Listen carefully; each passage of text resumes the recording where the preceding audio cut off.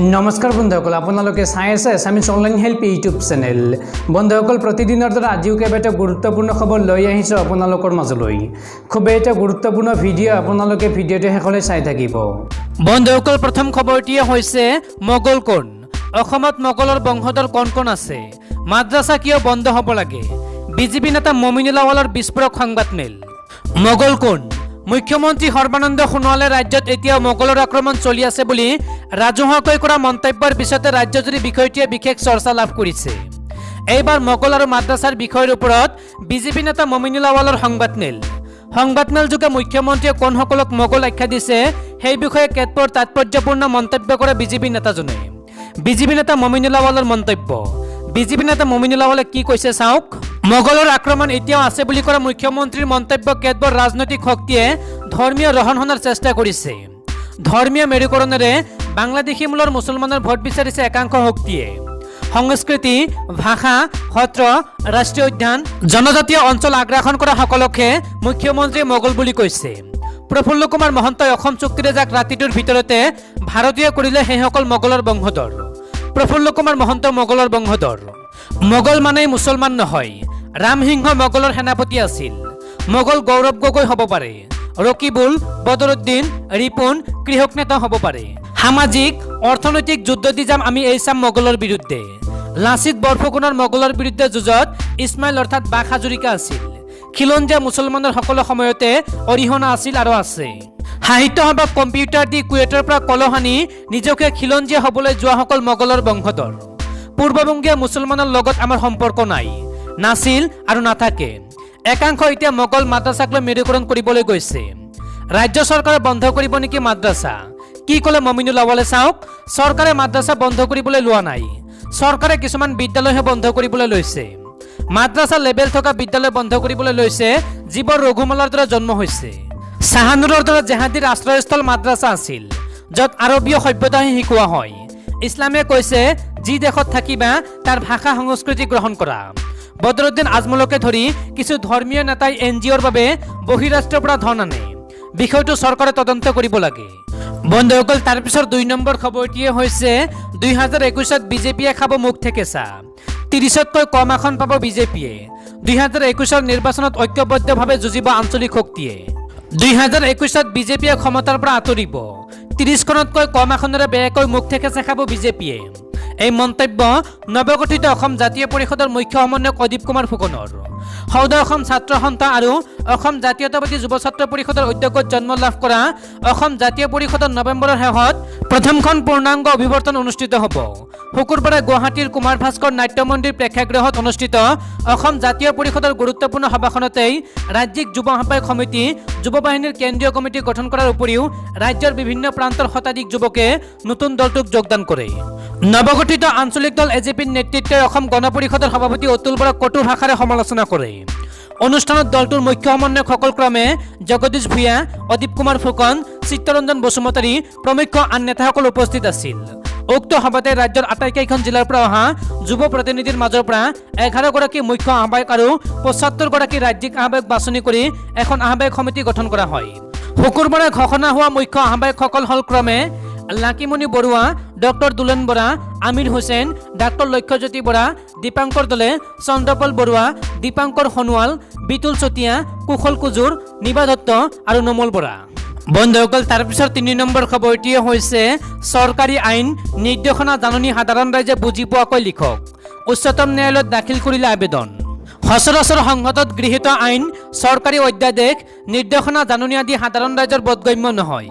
কাৰণ অতি জটিলভাৱে দাঁত ভঙা শব্দ ব্যৱহাৰ কৰি দীঘল বাক্যৰ প্ৰয়োগেৰে ইংৰাজীত সেইসমূহ লিখা হয়। ফলত অসাধু চক্ৰে ৰাজ্যক ভুল বিশ্লেষণ আগবঢ়াই বিপথে পৰিচালিত কৰে।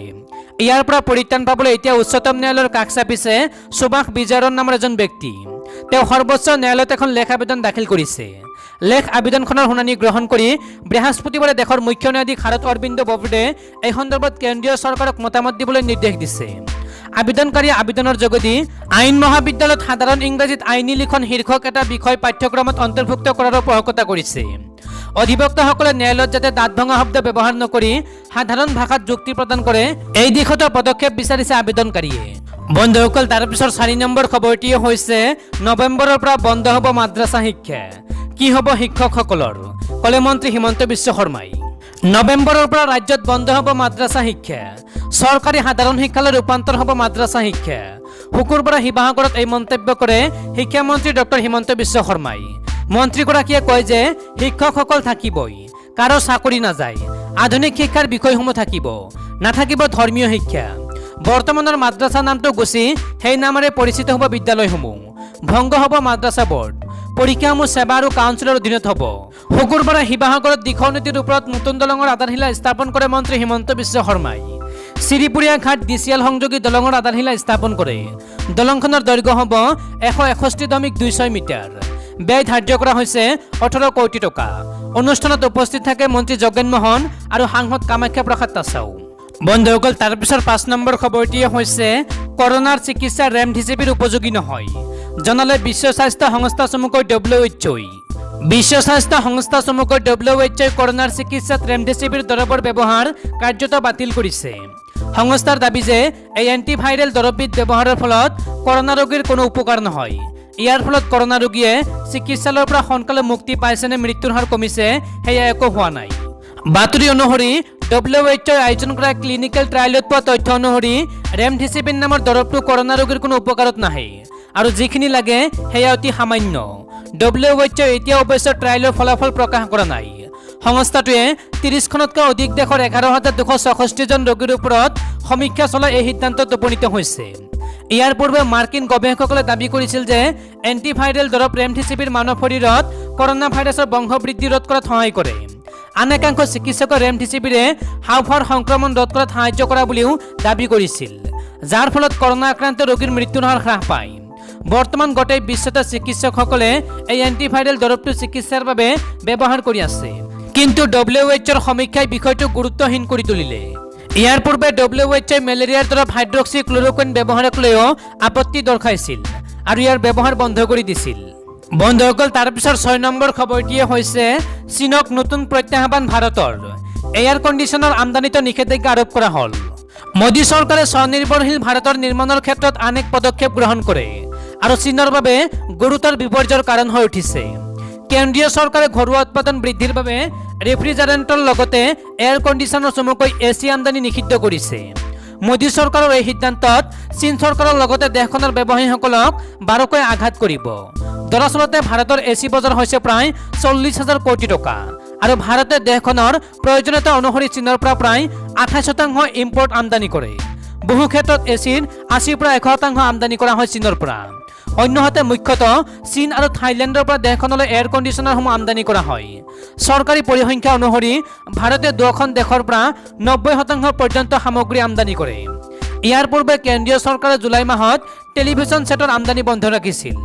আনহাতে জুন মাহত চৰকাৰে কাৰ আৰু মটৰ চাইকেলত ব্যৱহাৰ হোৱা নতুন নিউমেটিক টায়াৰৰ ওপৰত নিষেধাজ্ঞা আৰোপ কৰিছিল। বন্ধুসকল, তাৰপিছৰ 7 নম্বৰ খবৰটিয়ে হৈছে আহি গ'ল 75 টকীয়া মুদ্ৰা, মুকলি কৰিলে প্ৰধানমন্ত্ৰী নৰেন্দ্ৰ মোদীয়ে।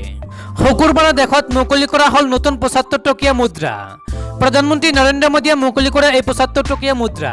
ফুড এণ্ড এগ্ৰিকালচাৰ অৰ্গেনাইজেশ্যনৰ 75 বছৰীয়া বৰ্ষপূৰ্তিৰ সৈতে সংগতি ৰাখি প্ৰধানমন্ত্ৰীয়ে মুকলি কৰে এই মুদ্ৰা। এই অনুষ্ঠানত ৰখা বক্তব্যত প্ৰধানমন্ত্ৰীয়ে বিশ্ব খাদ্য দিৱসৰ কথা উল্লেখ কৰি সকলোকে অভিনন্দন জ্ঞাপন কৰে। তেওঁ কয় যে মই সকলোকে শুভকামনা জ্ঞাপন কৰিছোঁ।